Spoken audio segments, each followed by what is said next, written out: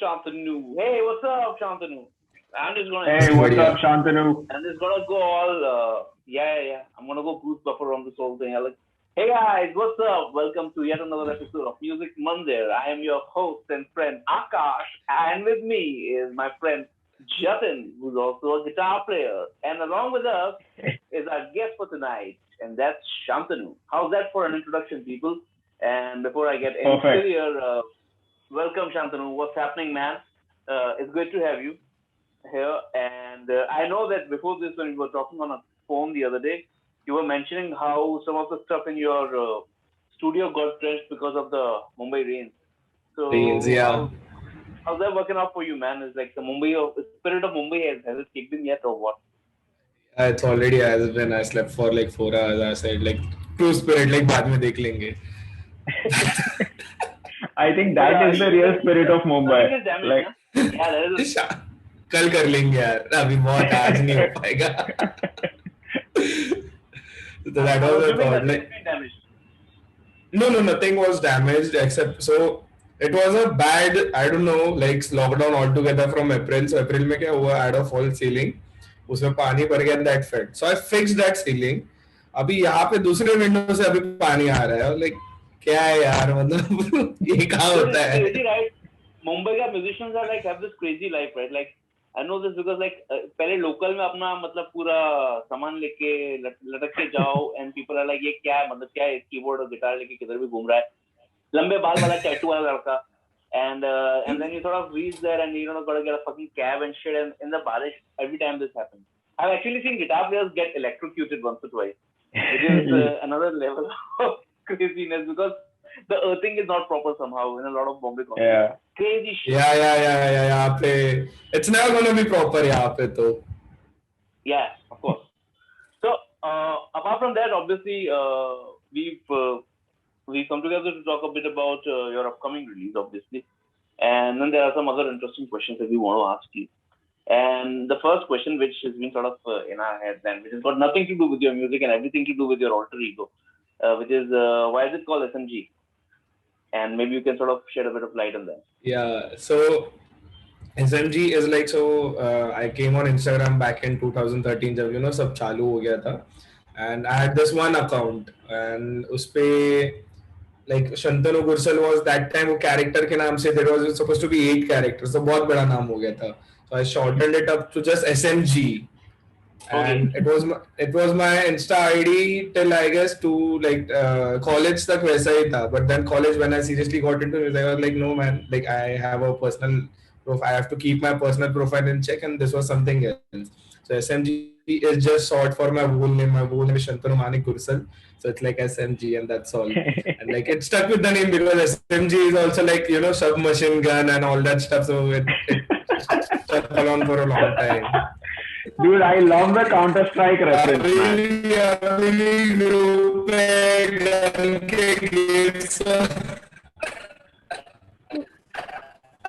Jeez, I lost you, man. I lost you there. Yeah. There was a slight lag, but I think Shantanu will definitely be back. But I was loving the Counter-Strike reference. I think we definitely hit a sweet spot there. With the audio? Yeah, we can we can yeah. I'm back. Yeah, dude, because I might have got. Yeah. Dude, the Counter-Strike reference is amazing, man. The SMG guns are pretty cool, and I'm definitely buying an SMG like in your tribute next time I play Counter-Strike. Seriously, like it stuck with me also कि मैं एक बार actually सोच भी रहा था you know hip hop में वो बनाते it could be a cool name पूरा graffiti के साथ अपन कर सकते कुछ तो not my cup of tea. I was actually pitched this idea कि एक कर यार बहुत भाई मस्का लगेगा नहीं रहने दे. Yeah, you will reach out to a big target audience of people who are interested, like you know who are gamers, right?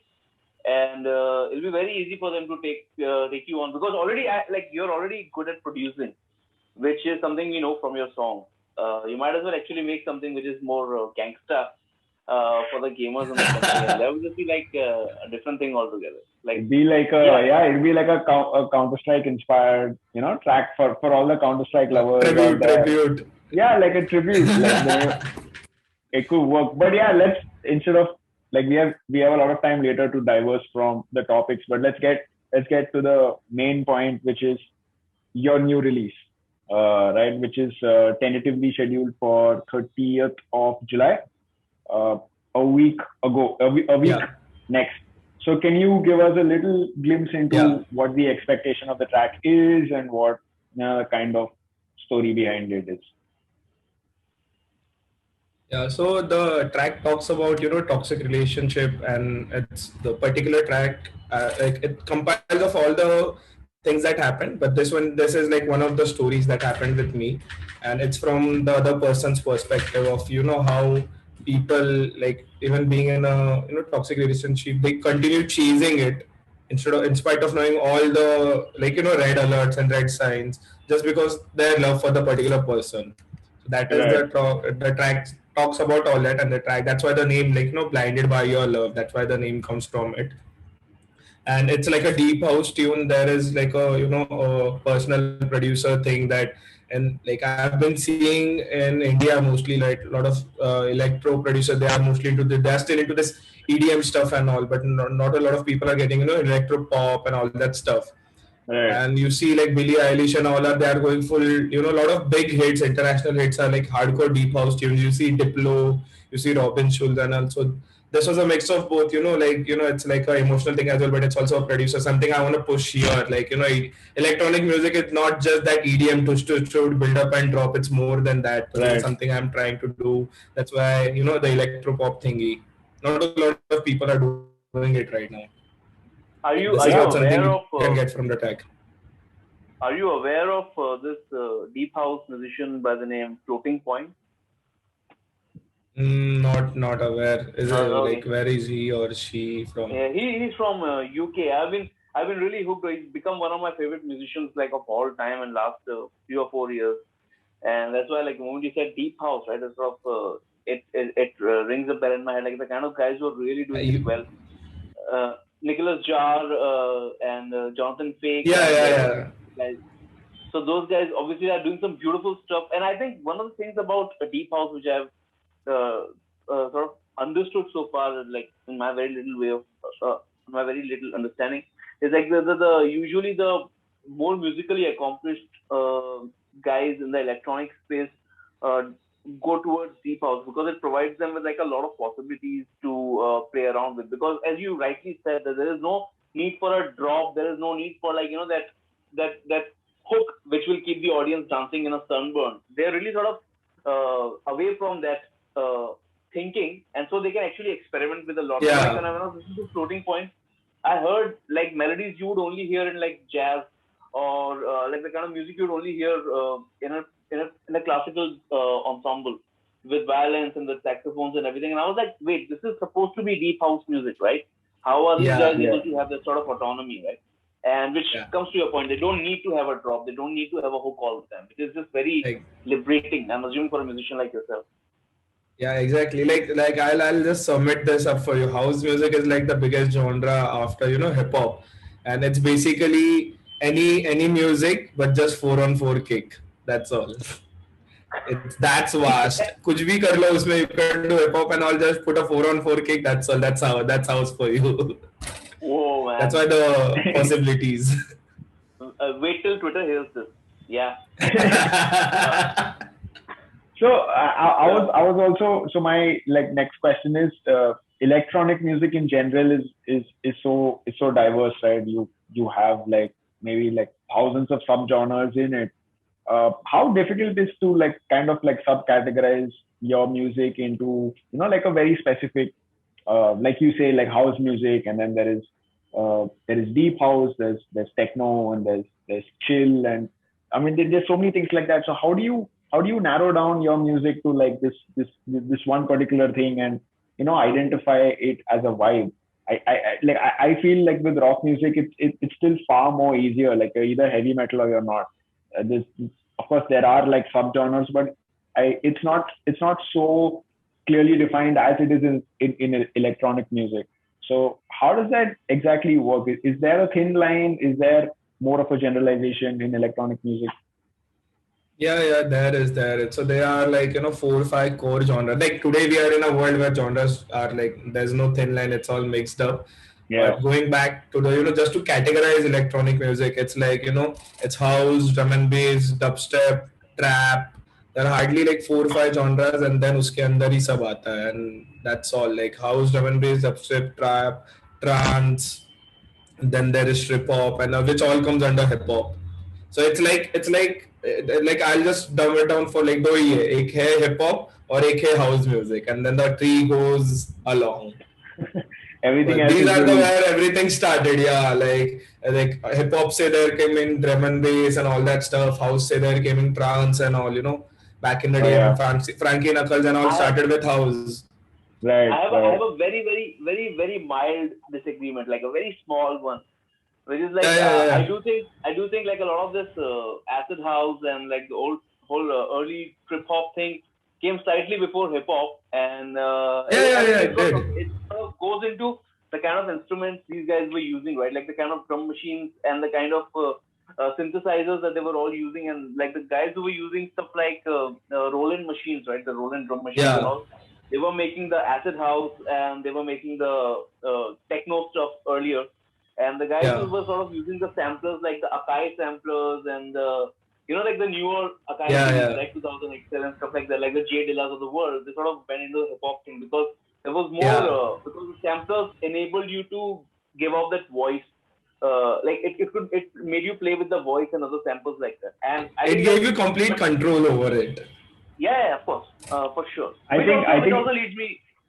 I think Akash was dealing more into like the origins of Kraftwerk and stuff like. Yeah. Almost. But even Kraftwerk for a fact were like mostly house, and they started out, Yeah, I mean, I think the debate can Kraftwerk, yeah, like no, I also think in general the debate can be pulled literally on like any diverse level, right? Like who gets inspired by what sound, I think is like a very difficult question to answer. Let's just go to what you were going to ask next, Akash.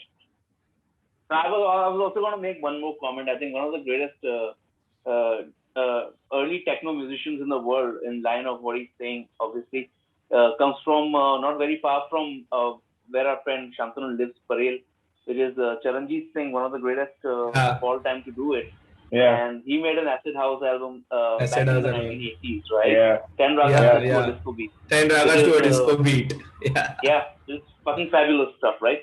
Okay, so my question was this. I know for a fact that you are not the one singing on the upcoming song, and you obviously have a vocalist. So first question is, tell us more a bit about the vocalist. Second, the bigger question is, you've said that it's a bit of your life story sometimes that is reflected in the song, and you have a vocalist to sing that. So what is the songwriting process like? Who's writing the song and who's getting influenced by whom, right? So somebody else is writing the song told by you, or they are doing it and you're sort of figuring out, oh, this fits perfectly into my story and let me collaborate with them. So yeah, who's the singer and obviously what's the songwriting process like? So the singer is Kaja Riedle. She is from Germany, and we met. She did a track for one of my friends, and I just loved her voice. The track was Under My Skin, and I just texted her, there are some of your tracks I really want to try out with you because you clearly fit the bill, kind of thing. And I just sent her a Spotify, like a SoundCloud playlist of my, unreleased demos and all. Like pick anything, then we'll dig deep into it. It's like it's for singer-songwriters, they have to, feel the track. They need to find their own space and all. What as a producer people do is they fill the track with everything. Kuch space hi nahi bacha hai for any singer or songwriter to sing. So I kept it like you just have to keep the vibe and mood right. Rest they will decide. So she texted me, hey, I really love this track. What do you want to do about it? And then I told her like I wrote this, like I made this tune when I was in this, like this happened, and we went into it. So she was like, what was the whole experience like? So we didn't discuss the story and all, like what happened. I told her this is the topic, and this was the experience, like this is what I felt like this might have happened, and she related to it. She somehow thought that this actually happens a lot, and then she wrote the lyrics for it. And when I saw the first draft, that's it. Like she got it on bang on, like the emotion I wanted to put out, right? She got it bang on, and that's how it went. It's like every track has its process, but this was very simple. Like we just discussed the Yeah. story, we discussed our experience, we spoke a lot, and that's all. So Like the how does the first draft of the recording? lyrics, we finalized on it. How does the recording take place? Does she do the entire scratch track and send it over to you, or that's how it happens? She sent me a rough, vocal melody, and she started out, just that this is how I want to do it, and then it was going back and forth before the final recordings, and like I wanted, like maybe we could try out some harmonies here and there, we could try ad libs and all. But this was the general process. Like she was sending me rough, audios and stuff. Like maybe she trying out a few things. Once we logged in, like this is the structure and this is where, like these are the parts and how to go about it. She went in and recorded the final thing, because right now we are geographically very far away. That's why we had to Yeah. do a lot of things before pre-prep, because I couldn't be there to tell her ki do this and do that. So it was Yeah. like exactly replicate what we have it on the chat. Yeah. So we Very had to cool, do it man. alone Very on the cool. studio. Yeah. Awesome. You have a follow up, Akash? I have a bunch of questions. I'm just thinking which one to ask first, actually. But the other question is, I'm sure like you have not really been performing live all this while, right? And is that something that you see happening in the future, even for an electronic band? Like, do you see it happening, or like do you see things getting better for? Yeah. Definitely. The gigs gonna be, and especially in India, the pandemic has been like not completely, but it might be a boon in the future, because now we can't call in international artists, which was a big 80% line of fill for Indian festivals. Now all they have to do is like get India artists, and India artists really blew this year. Like you've taken Raghav Metal, you've taken Taba Chake, Anuv Jain. A lot of indie artists have just explode, and people won't like it like tomorrow if they are not on the stage. So definitely So when we do one of our favorite indie artists this year who has exploded really, and we hope he explodes a bit more, is a guy called Guru. Have you heard of Guru? yeah, I've come across this name, but I haven't like, probably with this Some name. putting out some crazy shit, like, and he's sort of, I Yeah. think I really want to sort of up that guy because he's just like sort of going crazy. I agree with you that I think a lot of Indian musicians have been sort of getting their due finally in time. Also one more question which sort of comes from that only. How difficult has been it for you to do everything yourself, or like have you had like a bunch of people helping you out with the whole process of mixing, mastering, and putting the video together and putting like the promotions together, and like you doing a bunch of reach outs, because I know for a fact that you have a bunch of promotional activities coming up in the next 2 or 3 days. So how has it been like? Has it been just you, or has it been like a team with you? Earlier, like till my last track, it was just me. Like last year, it was just kind of test run of how people like my music and all. But this time, I've got a lot of people working on this. Like this particular track, I'll just say like there are 10 to 15 people on my back end really Wow. pushing the track out. Yeah, That's like impressive. it's been 6 months. Everyone has been on it. So I've got like two people who worked along with me on the artwork, and then there was a team of 4 5 people who did the music video, and then I have so for mixing mastering I have my friend, like we go. Am I stuck? No, No, you're no, not we stuck. I can can hear we you Was can I see. stuck any point because I saw Yes. you? No, no, Okay, no. okay, okay. It's all good. Yeah, so for the mixing mastering I have my friend, and also we went back and along. So I'll say overall there was a team of like 10 15 people, even from the press, and also there is one of my like he's like a writer, copywriter, and also we go along Right. like, hey, this is my draft, so we go around correcting. So let's like this particular track, it took a lot of human effort. Like it took 6 months, a lot of human effort, a lot of people, and that's why we like took a sweet time to release my next tune, because I released my last tune back in October, and it's been like 8 months, and out of that eight Yeah. months we were working on this track for 6 months.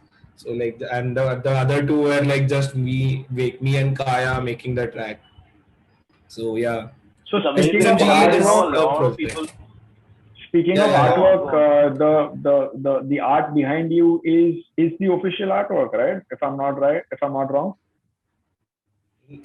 No, this is not the artwork. This is like the SMG logo. Like Ah, it's okay, not the yeah, yeah, artwork of yeah. the My track, bad, but this is my like bad. something that represents SMG as a, Right, maybe you right, can call I it right. don't as know a what brand or it's something got. like It's got that. a sun. It's got a sun for the people who Yeah, are going to be listening to this on Spotify. We've got a sun and we've got stars under it, right? And in between there's like a flashlight In the shape logo of which S. cuts yeah, through the whole thing, right? Which cuts one from the other. yeah, yeah. So I can explain it. So Yeah, please. it's like I started out listening to music, and my favorite artists were obviously those tropical house artists like Robin Schulz, Avicii, all those guys. Yeah, And I started out as a DJ, and as a DJ I didn't wanted to play the main sets and all in the club. Maybe people wanted that peak hour sets and all. I used to start off really early, like 4 5, like that sun golden hour time, and the kind of music I used to play back then, like it yeah. resonates with me. Like Blinded by Love is a comeback, like a throwback to that kind of music which I like deep house and all the chilled out stuff. So it's my dream. Tomorrow as a SMG, I'm playing a big festival. I don't want the main slot. I need that golden hour thing. So that is the division between the sunrise and the sunset, That is like amazing. night time. Oh, That is Yeah, nice, fucking nice. awesome, dude. That is so dope. Yeah, that is so cool, man. Like yeah, it's got mythology behind it, man, and there's sort of like it sort of represents you, which is really It's cool. I have another question. I have another very quick question, and you don't have to go too deep into this if yeah. you don't want to. What gear do you use? Like, how do you compose? Yeah, so I have my keyboard. It's like a basic Yamaha, PSR 663, and I've mostly it's on my laptop and my keyboard. It's nothing. I don't play a lot. I'm not an instrumentalist. I just know all my instrument just for the sake of putting down my ideas, and then those ideas come into my DAW. I use Ableton and Logic, Okay, so I just go around with the ideas. I like to keep things organic. I'm not very, you know, synth heavy or all this pretty on. You can find my songs that are very simple and not much instrumentation and all going on. Very pretty yeah. simple songs which are like hardcorely organic. and have you That's had any basically training? that's it. Have you had Yeah, any yeah, training? yeah. I've been learning music properly. Like I'm doing my bachelor's in music from True School of Music, and Cool, Oh, I'll cool. be lovely. wrapping it up by end of this year. Yeah, and I also How's had that working a out? Like, how are the classes yeah. going on over there? Like, during They the have been pandemic? great. They have been great in the pandemic. Like we had the same thought that it's like it's not just like any other subject. It's music. How are we supposed to learn it online? I don't know, but it turned out to be a great experience. Like I did find it to be like a waste of time or anything. Like it's not working out. To be honest, we learned a lot then we used to go in the class because Literally, this time we had a lot of time in our hands. Like पहले क्या था 1 घंटे का lecture वहाँ पे जाओ बैठो उठ के दूसरा class आएगा यहाँ पे there is no because everyone is at home they are fine with extensions and also if yeah. we have like the last lecture of the day and we are all having a good time so we can extend it. So to be honest I got to learn a lot in the pandemic than in the school environment. So that was a boon to be honest. Whoa, man, that is so That's cool. pretty cool. That is cool. Yeah. So I think I'm pretty interested, about knowing like the other side of SMG, which is of course Saya. You also make music from from another moniker, and you had a Yeah. release with Saya called Ere Saki, which was a fabulous track. So can you give us a little glimpse of what this other side is, and how do you kind of progress your ideas and your music? Yeah, yeah.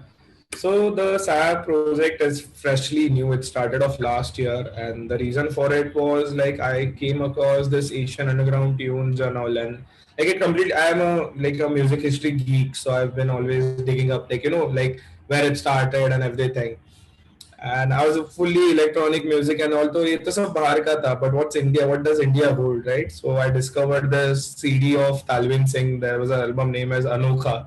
I was on a so I played a techno gig at Lonavala, and on my way back, this guy had a car. Uske car mein just CDs ही था. He didn't buy a new car. He bought an own car जिसमें CDs, and it had all the Ministry of Sound and all का old CDs. Yeah. So in that old batch, I found this Talwin Sil ka album Anokha, and I was like, dude, it has A.R. Rahman, State of Bengal, and then medieval pundits and all. तो ये क्या है? I just put in a CD and I just flipped, man. It was like hardcore drum and bass. A.R. Rahman making this ambient, huge 9 minutes long, huge ambient tune. And I was like, ये क्या है? Then I went to my dig deep and I came across Asian underground music, and then that really inspired me to like this is something I would really want to dig up. And that's why then out of this inspiration, my first track Todi happened. I was surrounded by a lot of classical musicians, and also my first track was Todi. It was again a deep house tune, but it was hardcore Indian. It had all tabla and all that drops.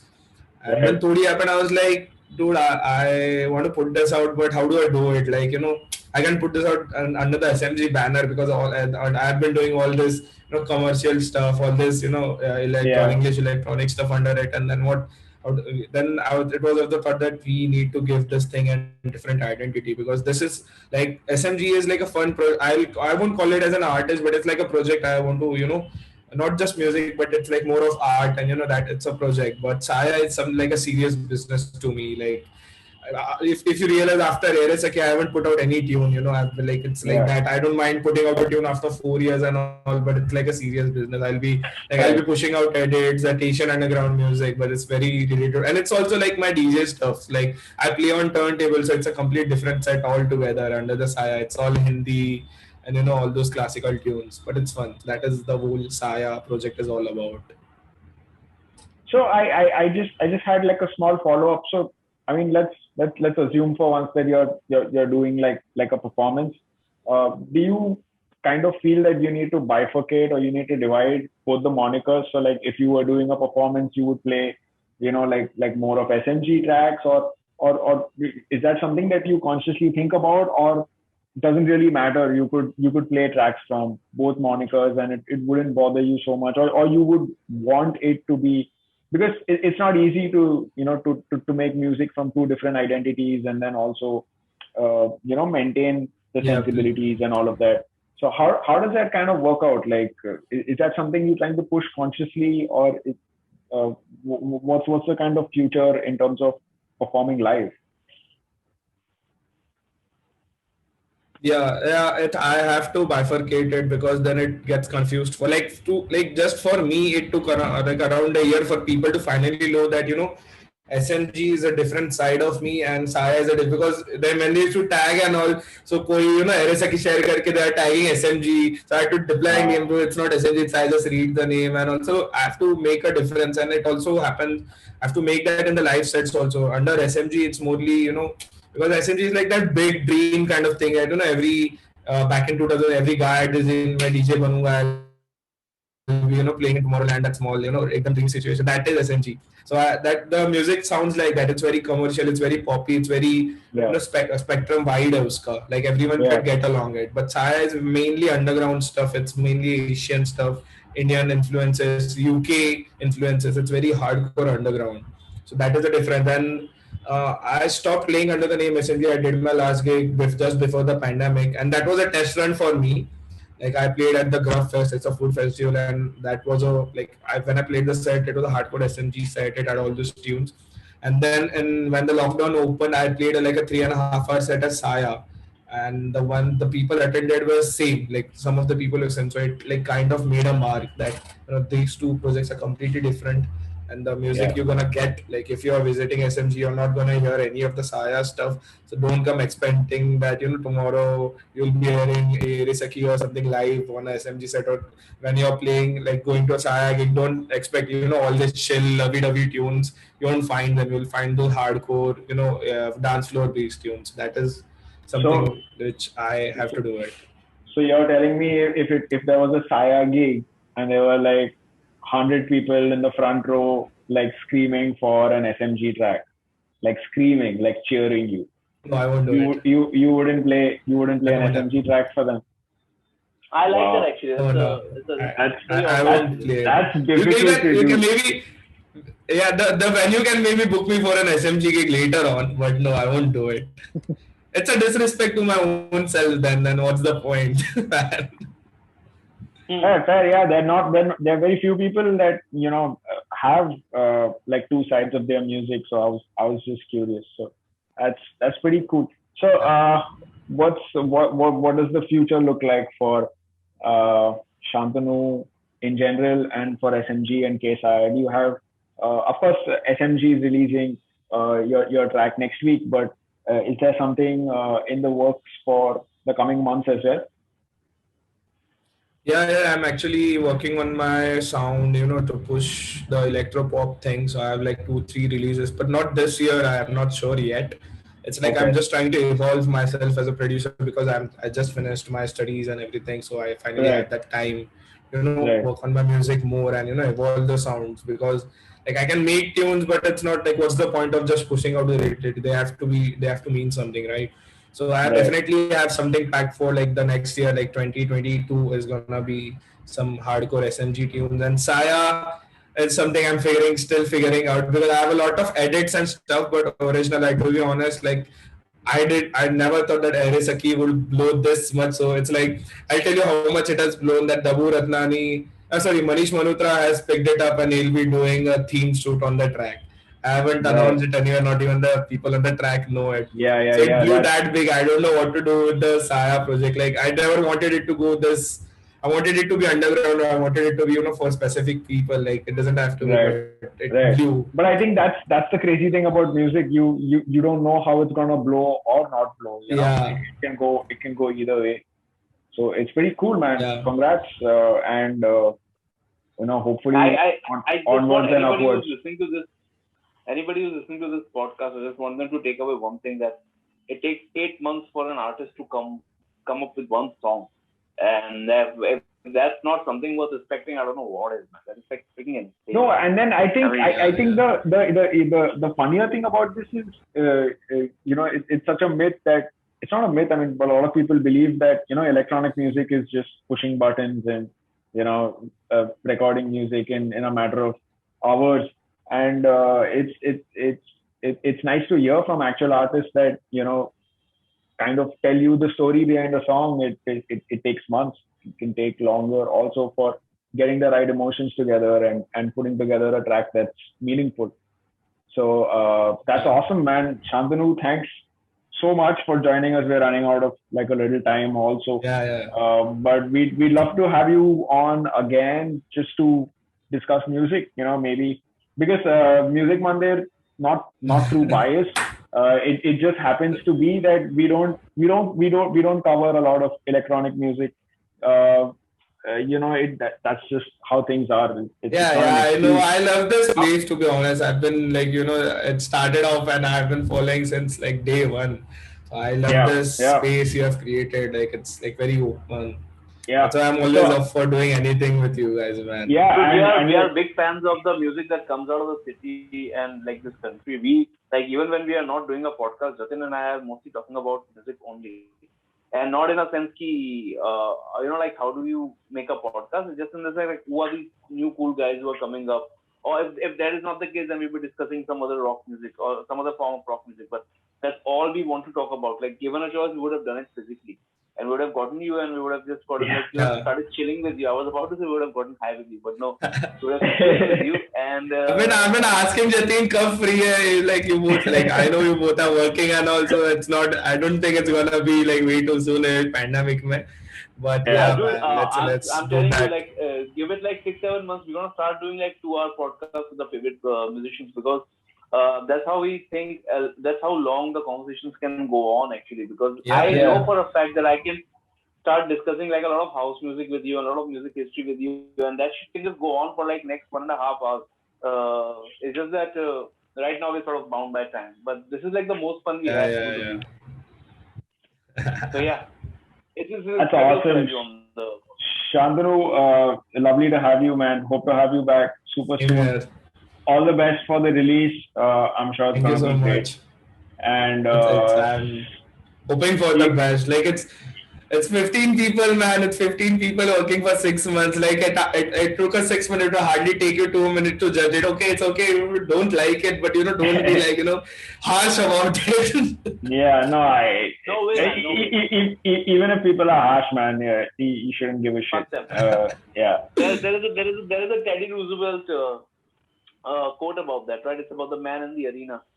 Like, no matter what the man outside says, criticizes, talks about, it doesn't matter because he's not eventually the man in the arena. It's actually going in there and doing it, and like you're doing it well, and like really fucking love your Thank you song. so I've much. heard it like 2 or 3 times now. So all the best to you, brother, and we'll talk soon again. Yes. I'm always up for it. Thank you. Good night. Thank you so See much, you guys. Bye bye. Good night. See you. Bye bye.